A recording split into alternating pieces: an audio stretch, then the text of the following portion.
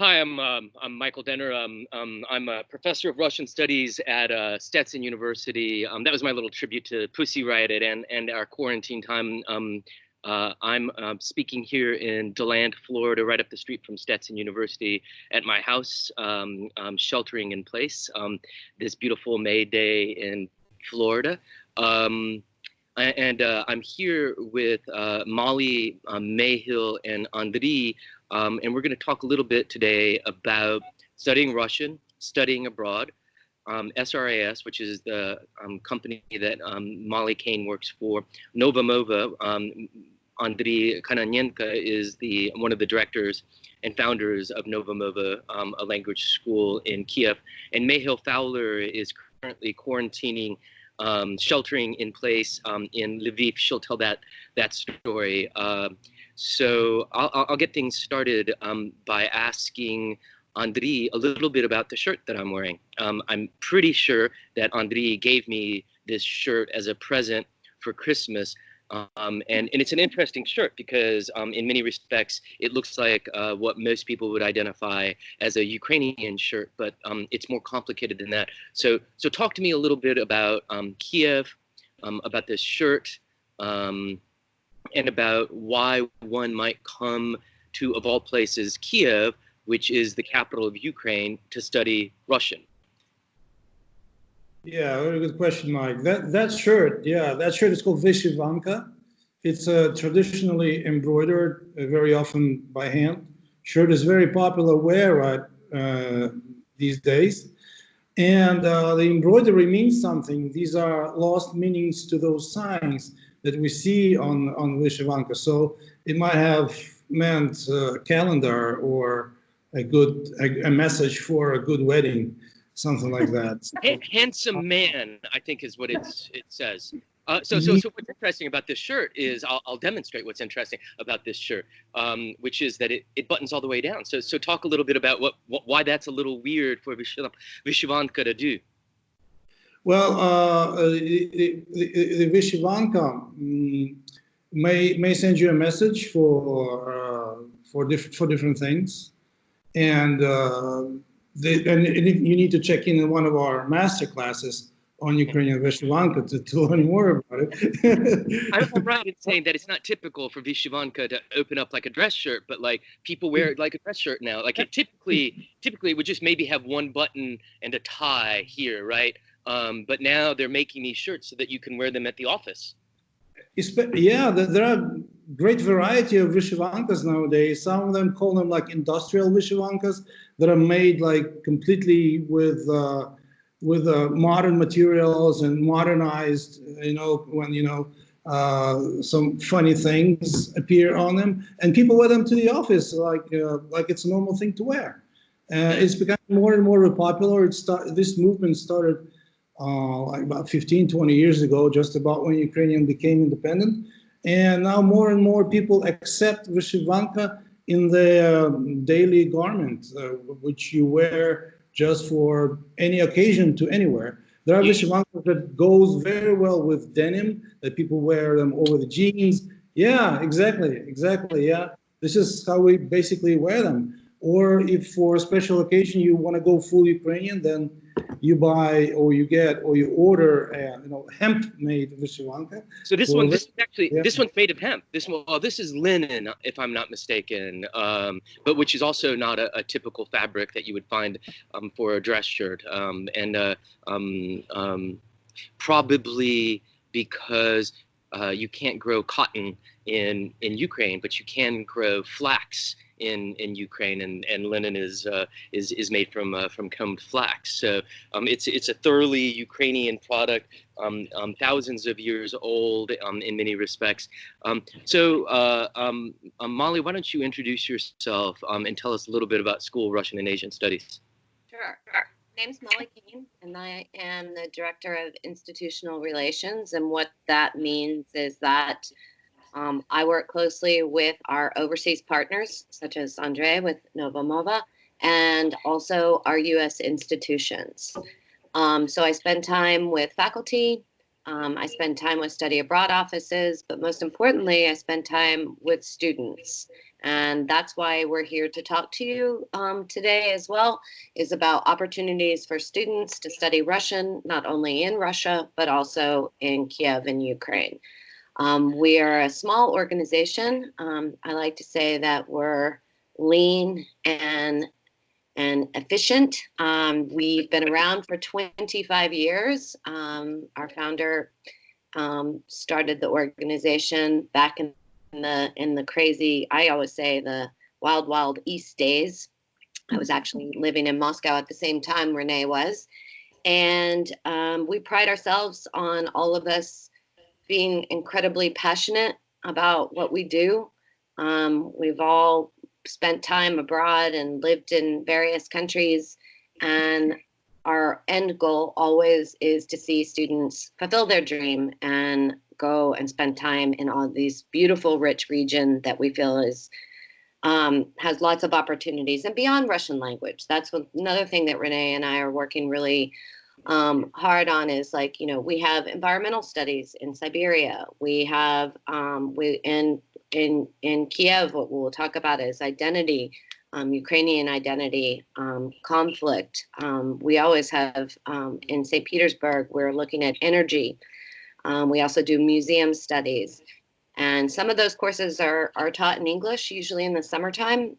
So don't get confused and think that this program is only for people that are interested in Russian language. It goes beyond that for sure. In terms of how it works for a student, and if you're interested in looking into programs, we have people that will help you with the advising side of the things, work with your study abroad office. We help you process financial aid. And most importantly, we have an abundance of scholarship opportunities. And every student tells me, I can't study abroad because I don't have enough money. And at the end of every semester, we always have money on the table because we don't have enough applicants. I've been doing this for 17 years and I can't figure it out. So one of our scholarships, which we love to say, We'll come back and get some details about study abroad in Kyiv and other places that SRAS offers to students here in the United States. But I wanted to talk with Mayhill, and I wanted to get the backstory for why a Russianist or a recovering Russianist is sheltering in place in Lviv, which is about as far west as you can get in Ukraine. Hit it, Mayhill. I'm Mayhill Fowler, and I'm an associate professor in the Department of History at Stetson University. And my major in college was in Russian language and literature. And my first study abroad experience, like most of us in the 90s, was in Moscow.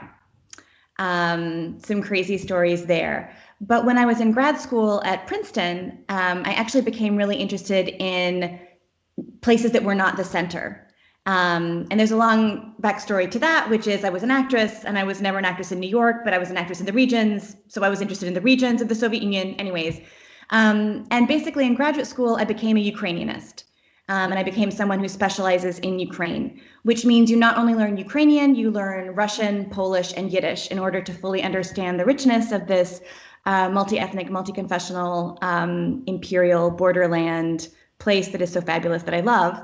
And I've been coming to Ukraine every year since 2006, with long stints for doing my dissertation, which was on Soviet theater in Ukraine. And this past year, I was on a Fulbright in Lviv, Ukraine, very far west. You could almost walk to Poland. And I'm stuck now. Fingers crossed there'll be a flight soon. But for right now, I'm trying to do work and enjoy and learn about this place as much as I possibly can. I've been sending students to Ukraine to study both conflict and policy content courses and Russian language the entire time I've been at Stetson. They've all had wonderful experiences. And I have a lot I can say about why I think you should come to Ukraine to study Russian. But we'll come back at the very end, and both you and I can talk about our experiences working in Russian while living in Kyiv. But I wanted to ask Andriy. I should actually say just a little side note. When I first started coming to Ukraine, I was a Russian speaker. I now speak Ukrainian. By the way, when you that second Slavic language. When you talk about the country, what do you say? How do you call that country where you're located? Do you say Kiev or Kyiv? Kyiv. Yeah, of course. Mikhailo, Kyiv. So I know. So this is a contentious thing, right? A contentious and complicated thing for Americans. All of a sudden, we see KYIV in the New York Times, and we have no idea where that place is, and it's just the Ukrainian transliteration of the Ukrainian name. But that's precisely why you should come to Kyiv, because you not only learn Russian, but you also get an appreciation for the complexity that is this place. That's right. Right. That's right. If you're going to study this place, the post-Soviet place, you need to know that it was not just one language, right? It was not just one people. And you get a flavor for that in Kyiv while living in the reality that most people speak Russian. That's right. So Andriy, you and Gela Turabalidze founded NovaMova like 25 years ago. Talk to us a little bit about teaching language, how language teaching has changed in the time that you've been there at NovaMova, and the opportunities that students who want to study Russian have at NovaMova in Kyiv, and in Ukraine generally. Yeah, thanks, Mike. Almost 20 years. We founded NovaMova back then, and as a new school for languages. And we mostly concentrated on Russian and Ukrainian as local languages, as second languages, and we teach them to our international students. The idea behind our teaching, as both of us, the founders of the school, myself and Gela Turabalidze, we had traveled well, had seen the world, and that helped us to learn the languages wherever we traveled. And how we learned it. We learned it through communication with people and being placed in a social environment where you have to speak. You have to swim once thrown in the water. That's what we're applying here. And we bring together your academic studies, your academic approach to language learning with practical application of this language in your life. Like when you arrive, we immediately immerse you in an environment where you just have to speak, but you have to speak the material that you were taught in class. So we place you in the environment where you have to practice or improvise the material you learn in class. We call this exercise peer coaching, when you have to do it with a peer, the peers work directly with your teachers. So it's a complex and it's a coherent program that switches your attention from one activity to another so you don't get tired throughout the day. And we totally understand that most of our students across the world to come here, and we need to give them something that they won't receive back at home. So this is what we're good at.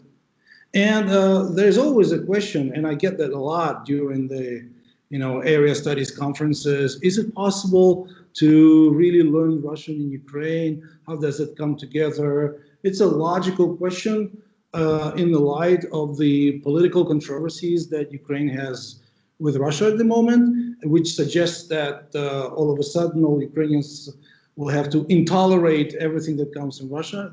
But I must tell you, this is not so. Kyiv has always been a Russian-speaking place, and you know it, everybody knows it. And it's in reality, this intolerance is not happening, and the most of the people out in the street, two languages are freely spoken, with Russian being basically a lingua franca, which is Kyiv makes third largest Russian-speaking city in the world after Moscow and St. Petersburg. And Odessa comes fourth, and Novosibirsk comes fifth, which is a very interesting fact to help you understand the situation here. You can always be a witness in Ukraine of very unique language situations when two or more people speak different languages to each other. In normal circumstances where you're not forced to switch the language or anything when three people come together. And this is all over the place. You can see on television when interviewer speaks one Ukrainian language and interviewee speaks the Russian language. There are families where husbands and wives speak different languages to each other. Like nothing is really happening. And these are unique experiences make Ukraine a language lab for you, when you want to come and take advantage, actually, not only, and Mayhill was right, not only by learning the Russian language and trying to stick in the Russian language environment, but you are exposed to the other culture, the other Slavic culture, and see how two cultures coexist peacefully and coherently with each other on a daily basis. And this is best reflected in the school. In the school where we have Ukrainian department, Russian department, everything is great. If people are recreating, we recreate the communication environment here in Ukraine, where you can freely communicate. And outside, when you go, it is, unless it's an isolated case, you will never feel that barrier between the languages. Your taxi driver will immediately to switch the language of your preference or not, and it's going to be okay. Andriy, what language did you speak growing up? This is really complicated. I come from South Ukraine, 40 kilometers away from Crimea, but from the rural area. So the rural area was more leaning towards Ukrainian speaking Ukrainian. And I went to, there are two schools in my hometown, one the Ukrainian school and the Russian school. So I went to Ukrainian school, took the benefit of learning Ukrainian, while with friends we would often switch to Russian. In my family, we speak Ukrainian when I was growing, and now when I have my family, we speak Ukrainian here as well. With my children, my wife, in a family situations, we always speak Ukrainian. But once we get out, yeah, we switch to Russian. It just happens. We don't even notice. We don't even remember in what language we saw the previous movie. Russian, was it Russian language or Ukrainian in the movie? So yeah, it's a unique language lab situation. So I spent the spring of 2017 living in Kyiv, and I came to realize that it was probably one of the only truly bilingual places in the world, in the sense that often people aren't entirely aware of which language they're speaking, because I mean the languages are very distinct, and I actually don't understand Ukrainian when it's spoken to me. So they're different enough, but like Andriy said, I think most people aren't always completely aware of which language they're speaking in, because so many of them, it's a situational, it's a very functional and pragmatic. What do you speak when you walk outside of the house? What do you speak with this person versus that person? And so maybe I'll just point out that maybe once or twice in the time that I was in Kyiv did I encounter someone who didn't speak Russian as almost like a native, it ended up me speaking Russian to them and them speaking Ukrainian to me, and it worked out just fine. So on a pragmatic level, I actually just don't think that a student would particularly notice that they are in a Ukrainophone space in Kyiv, where probably the default language is probably Ukrainian. But even that, because there's also, without getting too into the weeds here, there's also a language which is called Suruzhik, which is itself not a mix of Russian and Ukrainian, but an independent language. And many people who think that they're speaking Russian are actually speaking something like Suruzhik, and vice versa. It's also sort of this medial phenomenon in Ukraine. So Andriy, say a few words. I know that there's no such thing as an average student or a typical experience, but talk us through what a day at NovaMova is for an imaginary average student who's come to Kyiv to further his or her ability in Russian. Okay, so if you decide to come and study Russian in Kyiv, you'll be picked up by NovaMova from the moment you arrive, and until the moment you leave, you'll be taken care of by NovaMova. We suggest you book your stay with one of our home families, and we recommend you take that because it's cheaper, and not because it's cheaper, because these families they are trained to host a language student. They spend time with you. You can place stickers. They understand your needs, your language needs, and they will always maintain your effort to learn more and more Russian or Ukrainian, whichever language you choose to study here. And this is where you get your room and get a lot of directions. And your first day will probably be on Monday when you come to school for familiarization. And this is your day in a nutshell. You will have 4 hours of teaching in the morning with the teachers that are certified to teach, teachers that are over 10 years experience, and usually are PhDs that we use for our teaching, and they teach you in line in the system that you had previously been taught. So it's all coordinated teaching. This covers pretty much your morning till your lunchtime, and there are lots of lunch opportunities around this place. And where NovaMova is in Kyiv, you really want to be. This is in between of everything you need to be in Kyiv. Really, in 10-15 minutes, you can reach landmarks and spend you an hour or two if you have just exploring a 1,000-year-old cathedral. However, after lunch you return. After lunch you return to school for extra activities, and one of them is a well-proven activity we call peer coaching, which is your conversational tandem with a trained conversationalist, with a person of usually your peer, your age, or someone you will probably be communicating easier, and you will spend time talking about specific things, but using the classroom terminology. The terminology, I mean the vocabulary and classroom material that you had during your morning session. This way you improvise with your material and it will come alive. You will see how to implement it in various situations, and the peer coach is your language guide. There's no secrets there. You will hear things that you will not hear in the books. It's very idiomatic. It's very colloquial language. You really want to learn to get acknowledgement from people you talk to. So you spend 2 hours or 4 hours per week like that with your peer coaching. Other activities will involve conversational clubs that will reiterate your classroom material again, or movie class where lines will be studied, where the episodes will be broken down, and you will get a full understanding of that cultural context, which is very important. That's why you come here.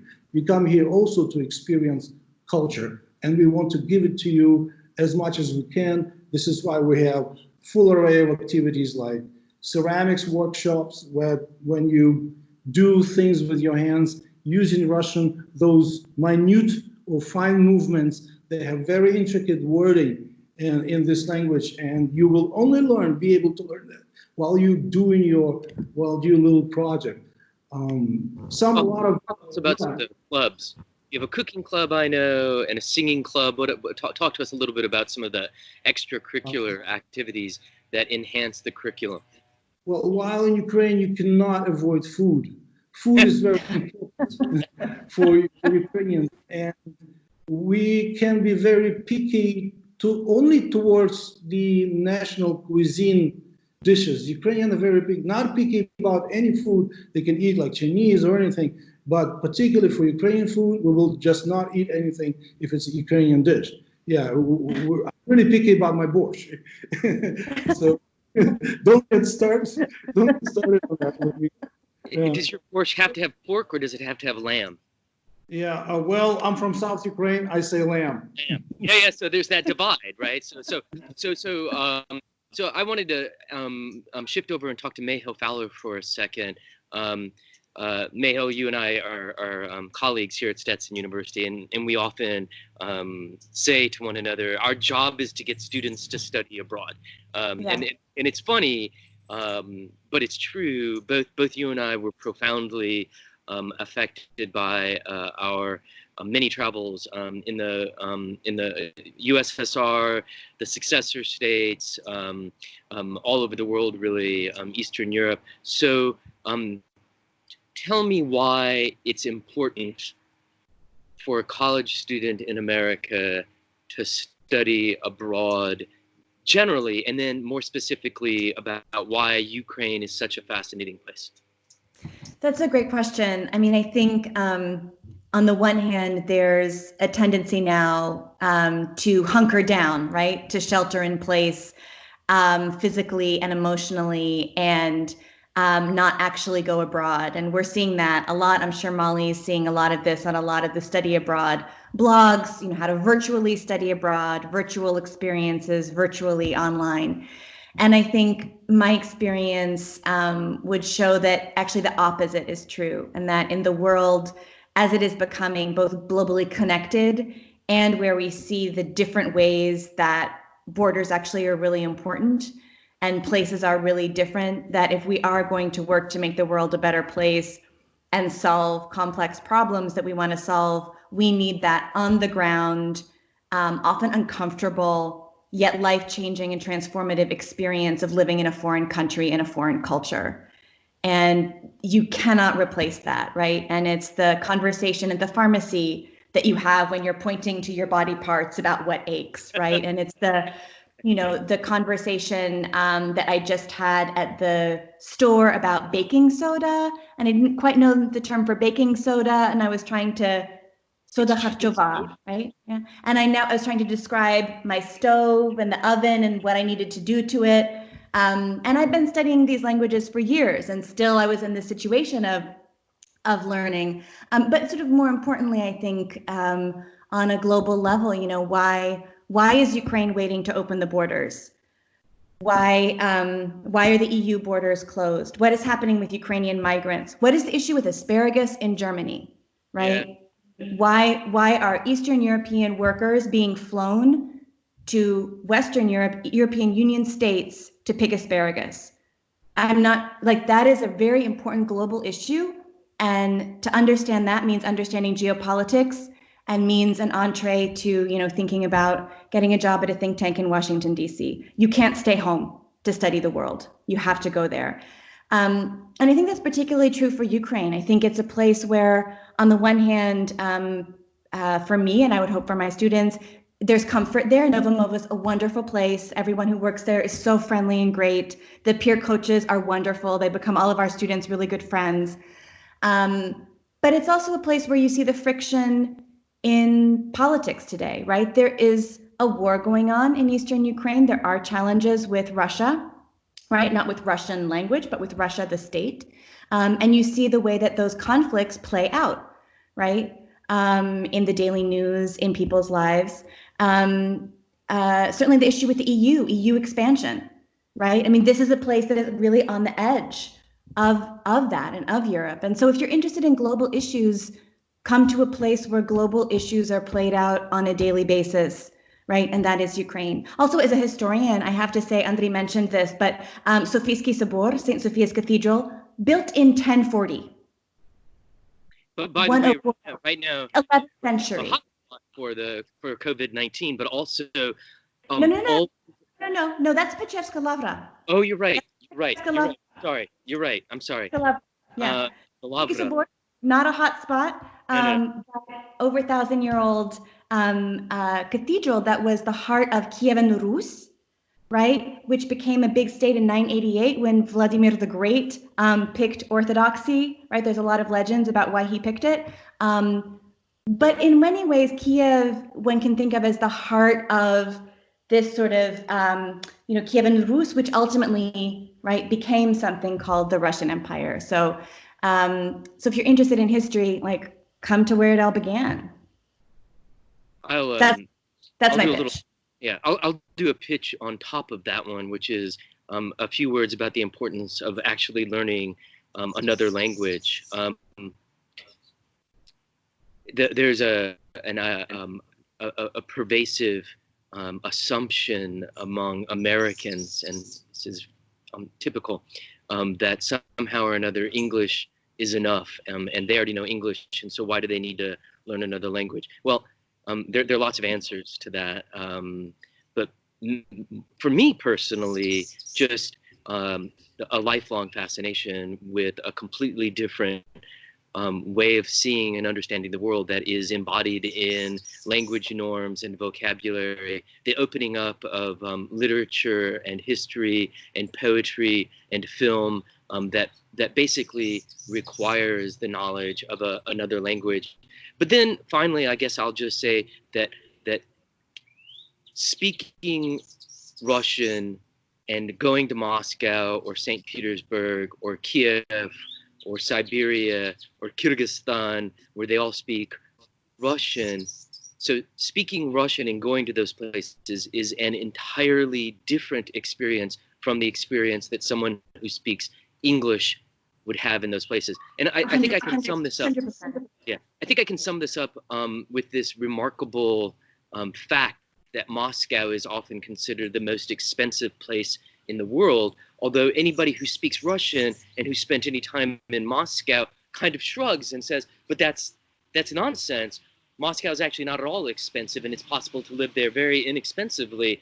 But the difference is that those people who find Moscow incredibly expensive are the ones who are trying to speak English and trying to get around and find a place to eat and find a place to sleep and find a place to work, and they speak English. But the world is a completely different experience for those people who speak the native language. So I'll stop there and say that NovaMova and SRAS are the venues. They're the way, they're the path to this experience of another culture and also language learning. And so I'm going to end by asking Molly to talk a little bit about the solid specifics. And I know everything is up in the air right now, but talk to us about. I'm a student. I'm a student at a university somewhere in the United States or in Europe, and I want to study. I want to study Russian, and I want to study Russian in Kyiv. What do I need to do? What do I need to know? And I guess the question is, how much is this all going to cost me? So I know all this information goes stale really fast, but why don't you say a little bit in general, and then talk some specifics about what are the programs in 2020? Okay, thank you, Michael. Well, you have an abundance of opportunities and different ranges. So we have students that spend a full semester in Kyiv, and we have students that we have shorter terms in the summer. Unfortunately, 2020, we're not going to have that. But that being said, it's a nice opportunity of seeing how we as an organization in collaboration with NovaMova are trying to do as much as we can. We're working on establishing peer tutors for our students. And we're going to be rolling out some opportunities for the different departments. And with Andriy and Gayla, we've been working on online opportunities. We know that doesn't replace the study abroad experience. We're trying to see if, let's say this fall, things are delayed. Maybe we do the first 3 weeks online, and then the students can still go. So in this environment, we're trying to be really flexible. Unfortunately, we have partners that allow us to do that. But traditionally, students choose to do a semester program or a summer program. A lot of our students that want to go to Kyiv do like the opportunity that they can have a homestay. That's a really big, that it plays into that piece, because in Moscow and St. Petersburg, we actually don't have homestays, which, is just the way that it's set up, because you're going to end up being 2 hours outside the city. And so students really enjoy this homestay experience that Andriy talks about. You're using it, you're practicing your Russian in class, and then with the peer tutors, and then you go home and still have to speak Russian. So in terms of how to study abroad, you work with your study abroad office, or you work with us as well, and we will help navigate how to get the approval forms and where you will fit. A lot of students get really nervous and say, well, I've only had a year of Russian, and so I think I should wait till I get to year 2, 3. I'm always like, no, go as soon as possible. Because once you get to year 2 or 3, you're still sitting there trying to figure out what case you're in. Just start speaking, use it, make the mistakes. It's okay. Everybody does. We also help our students with that. On that level, I think I should mention that if we get you into Kyiv and you start at a level and you feel that it's too difficult, Andrei and Gayla will always be touching base and making sure that we got the right level. We'll bump you up or bump you down, get you in the right so you feel comfortable. Because we all know with Russian language, if you put you in a class that's above your head, at some point you just turn off. You just stop because it's above you. So we're always working with our students in that way. And then the funding, like I started to mention, is such a big piece. And so some of our scholarships are as simple as, do you have a 3.0? Tick a box, and yes, and you get $500. And students say to me, $500? That's not a lot of money. Like, that's half your plane ticket for ticking a box for 2 seconds. So if you spend time on our website, we have a whole page dedicated to funding. We have other scholarship opportunities for our students, doing writing and blogging while they're abroad. You do not have to spend all your time, talking about the geopolitical situation or politics and Putin. We have people that write about cat cafes in Moscow and coffee culture in St. Petersburg. So, we have a range of all kinds of different things that our students can do in terms of their interest. And then also, I would say, in terms of funding, go to your Russian department, go to the study abroad office. You are studying a critical language. There are endless amounts of opportunities and funding. You just have to spend some time.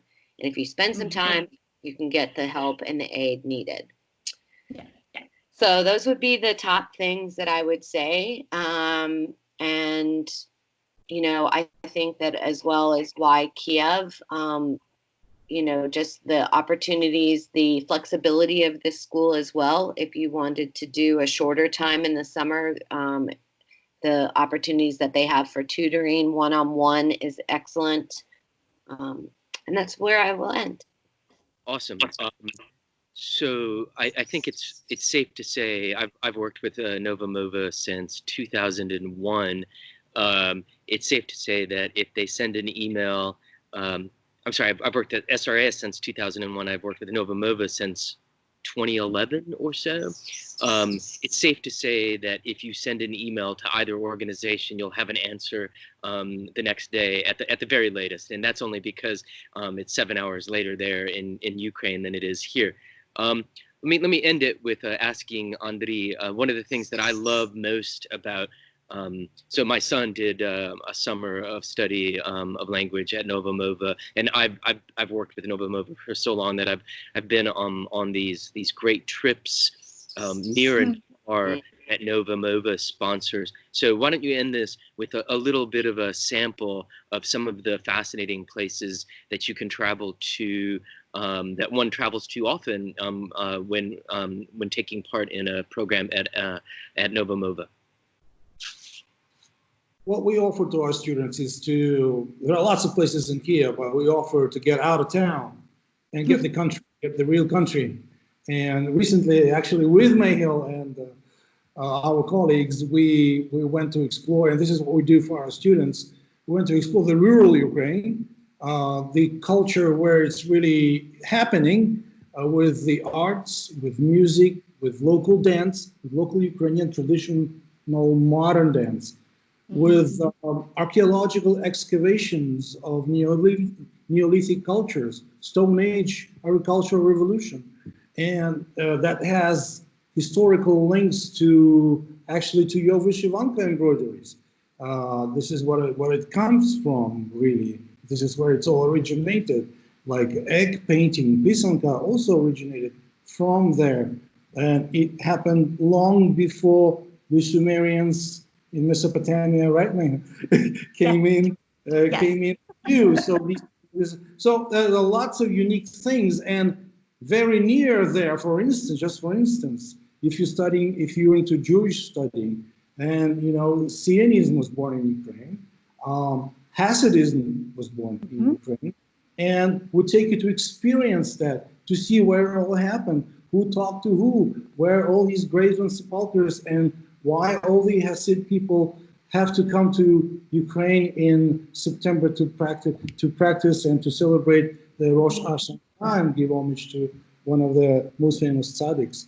And so there's a lot to see and a lot to feel. This is where we bring you in touch with the traditions, with the history, and with the reality as it is in the rural Ukraine. It's amazing. The cook, the flamboyant characters, the people that do not maintain the distance and the social distance much. A lot of hospitality, lots of hospitality, and lots of things to do. We'll put you to work there. We'll get your hands dirty with art projects, with cooking bread the Neolithic style, making your own little project that make you remember where you've just been. This is a unique place in Ukraine, a rural Ukraine. Also, we get to travel to places like Odessa and to see the identities of people in the southern Ukraine, which are different. This is where I'm from. So I understand that very well. So I'm the one to show you that very well. What is the different lies between different shades of identities in Ukraine, south, north, west, and east. Yeah, I'll end this by reminding people how huge Ukraine is. It's one of the largest, I think it's the largest country in Europe, if you don't count Russia. Yeah, the borders fully in Europe. We're the largest Ukrainian country. Yeah. That's right. Still. So people forget. So Kyiv is more or less in the center of Ukraine, and it's an overnight trip to Lviv, which is in the far west of Ukraine, but it's also an overnight trip to Odessa, which is in the south east of Ukraine. So Ukraine is a truly large country, and as Dr. Fowler has pointed out, it's multi-ethnic, multi-confessional, and it's been a part of Western history since at least the 9th century. So we'll end this now. It's been a great conversation about studying Russian through School of Russian and Asian Studies at NovaMova in Kyiv.